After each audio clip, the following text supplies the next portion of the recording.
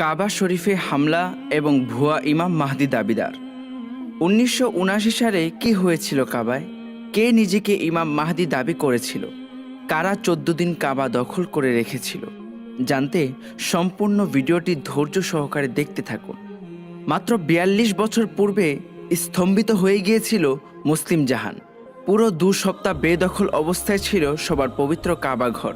২০ November থেকে ৪ December কাবা ঘরে তাওয়াফ হয়নি। মসজিদুল হারামে আজান ও জামায়াতে সালাত আদায় পুরোপুরি বন্ধ ছিল। ২০ নভেম্বর ১৯৭৯ সাল, ১ মুহররম হিজরি ১৪০০ সাল। জিলহজ মাসের হজ শেষ হয়ে গেলেও তখনও অনেক হাজি মক্কায় রয়ে গেছেন। মসজিদুল হারামে জামায়াত অনেক বড় হচ্ছিল। ফজরের জামায়াতে প্রায় ১ লক্ষ মুসল্লি উপস্থিত ছিলেন। সেদিন জামায়াত শুরুর একটু আগে কয়েকটি লাশ নিয়ে আসা হলো। প্রতিদিনই লাশ আসতো, তবে ওই দিন একটু বেশি এলো। এটা নিয়ে কেউ অবশ্য সন্দিহান হননি। ফরজ নামাজের পরে জানাজা হবে। ইমামতি করতে এগিয়ে গিয়েছেন শেখ মোহাম্মদ আল সুবাইল, কিন্তু লাশ বহনকারীরা এসে তাকে সরিয়ে দিল। স্বয়ংক্রিয় অস্ত্র বের করে শূন্যে গুলি ছুড়ল। একজন চিৎকার করে উঠল, ইমাম মাহদি আবির্ভূত হয়েছেন। অস্ত্রধারীরা কফিনের ঢাকনা খুলে ফেলল। দেখা গেল লাশ নয়, সেখানে ভর্তি আগ্নেয়াস্ত্র। লাশবাহীরা অস্ত্র নিয়ে হেরেম শরীফের বিভিন্ন অংশে অবস্থান নিল। তারা গেটগুলো শিকল দিয়ে আটকে দিল। এতে বাধা দিতে গিয়ে নিরস্ত ২ সৌদি পুলিশ নিহত হলেন। হতবিহ্বল মুসল্লিরা কিছু বুঝে উঠতে পারার আগেই জিম্মি হয়ে গেলেন। কাবার সামনে দাঁড়িয়ে জোহাইমান আল ওয়াতাইবি ভাষণ দিলেন। এক পর্যায়ে তিনি নিজ ভগ্নিপতিকে ইমাম মাহদি হিসাবে উপস্থাপন করলেন এবং সকলের সামনে তার কাছে বায়াত গ্রহণ করলেন। এরপর অস্ত্রধারীরা সমবেতভাবে তার কাছে বায়াত গ্রহণ করল এবং মুসল্লিদেরকে যোগ দিতে আহ্বান জানালো। দখলদাররা হেরেম শরীফের মাইক ব্যবহার করে তাদের বক্তব্য ও দাবি দাওয়া পেশ করতে থাকে। যেহেতু ইমাম মাহদি আবির্ভূত হয়েছে, তাই সৌদ বংশের রাজত্ব শেষ। মাহাদির হাতে ক্ষমতা ছেড়ে দিয়ে সৌদিদের চলে যেতে হবে। হাদিসে ইমাম মাহাদির যে পরিচয় পাওয়া যায় তা ওই ব্যক্তির সাথে মিলে গিয়েছিল। তার নাম নবী মুহাম্মদ সাল্লাল্লাহু আলাইহি ওয়াসাল্লামের নামে এবং তার পিতার নাম নবীজির পিতার নামে ছিল।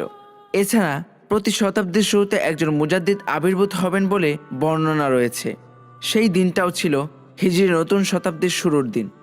কাবা ঘর কেউ অস্ত্রের জোরে দখল করবে, এটা তখন কেউ ভাবেনি। আবার হারাম শরীফে অস্ত্র বহন করা নিষেধ, তাই নিয়োজিত পুলিশরাও অস্ত্র ছাড়া ডিউটি করেন। মাইকে দখলকারীদের ঘোষণা শুনে পুলিশের বড় একটি দল দখলমুক্ত করতে যান, কিন্তু দখলকারীদের স্বয়ংক্রিয় অস্ত্রের তোপে তারা ছিন্ন ভিন্ন হয়ে যান। মক্কা থেকে সবাইকে সরিয়ে দেওয়া হয়। ইন্টারন্যাশনাল টেলিফোন সার্কিট অফ করে দেওয়া হয় এবং ঘটনা গোপন রেখে উদ্ধার অভিযান শেষ করার পরিকল্পনা করা হয়।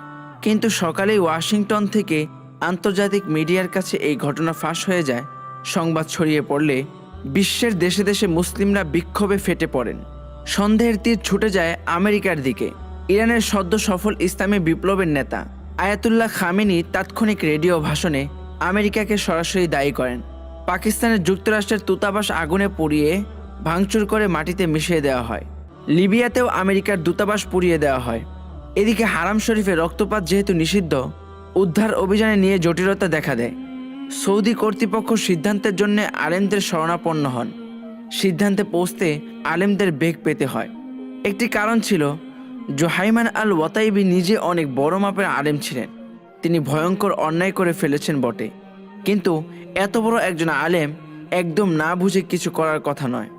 এই চিন্তায় সিদ্ধান্ত দিতে আলেমরা বিচলিত ছিলেন। আলেমরা সিদ্ধান্ত দিলেন, সামরিক বিশেষজ্ঞরা অন্য উপায় বের করতে না পারলে দখলদারদেরকে আত্মসমর্পণের জন্য যথেষ্ট আহ্বান জানাতে হবে। তাতে কাজ না হলে আগ্নেয়াস্ত্রের ব্যবহার করে রক্তপাতের ঝুঁকি নেওয়া যেতে পারে। তবে সৌদি সরকারে অন্য একটি কাজ করেছিল। তাড়াহুড়া না করে সময় ক্ষেপণ করে ওদেরকে ক্ষুধায় কাতর করার চেষ্টা করা হলো, কিন্তু দেখা গেল তারা ব্যাপক পরিমাণ খেজুর নিয়ে প্রবেশ করেছিল এবং জমজম কূপ তাদের দখলেই ছিল। ফলে এই প্রচেষ্টা ব্যর্থ হয়েছিল। সৌদি বাহিনী কয়েকটি অভিযানও চালিয়েছিল, কিন্তু বিশেষত মিনারগুলো থেকে স্নাইপার আক্রমণে সেসব অভিযান ব্যর্থ হয়ে যায়। তাদের সুবিধা ছিল একমাত্র গেটের ভিতরে অসংখ্য জিম্মি নিয়ে তারা অবস্থান করছিল, ফলে তাদের উপর কনভেনশনাল অ্যাটাক করা ছিল অসম্ভব। সরকার অতি গোপনে বন্ধু রাষ্ট্রগুলোর কাছে কৌশলগত সহযোগিতা চাইল। ফ্রান্সের জিআইজিএন কমান্ডো এগিয়ে এলো, কিন্তু পরিস্থিতি পর্যালোচনা করে তারা অভিযান চালানো থেকে বিরত থাকলো। তারা সুইসাইডাল কমান্ডো দিয়ে অভিযান পরিচালনা করতে হবে মর্মে পরামর্শ দিল, যেটা তারা নিজেরা করতে পারবে না। কাবা উদ্ধারে মরার জন্য প্রস্তুত কমান্ডো হাজির করলো একমাত্র পাকিস্তান। তারা দমকলের সাহায্যে ভিতরে প্রচুর পানি নিক্ষেপ করলো এবং তাতে বিদ্যুৎ সংযোগ নিয়ে অনেককে হতাহত করে ফেললো। এরপর হারাম শরীফে অভ্যন্তরে চেতনানাশক গ্যাস ছুড়ে দিল। যদিও সন্ত্রাসীরা গ্যাস মাস্ক নিয়ে প্রবেশ করেছিল, তবে এতে অনেক লোক অচেতন হয়ে গেল। এরপর পাক এসএসজি কমান্ডোরা অভিযান চালিয়ে মসজিদের হারাম দখলমুক্ত করে। ওই কমান্ডো দলের একজন ছিলেন মেজর পরবর্তী জেনারেল পারভেজ মুশাররফ। অভিযানে দখলদার মারা যায় 255 জন আর আহত হয় 560 জন। মিলিটারি থেকে মারা যান 127 জন আর আহত হন 451 জন। কথিত ইমাম মাহদি গুলিতে নিহত হয়। মাস্টারমাইন্ড জুহাইমান 67 জন ফলোয়ার সহ অ্যারেস্ট হয়।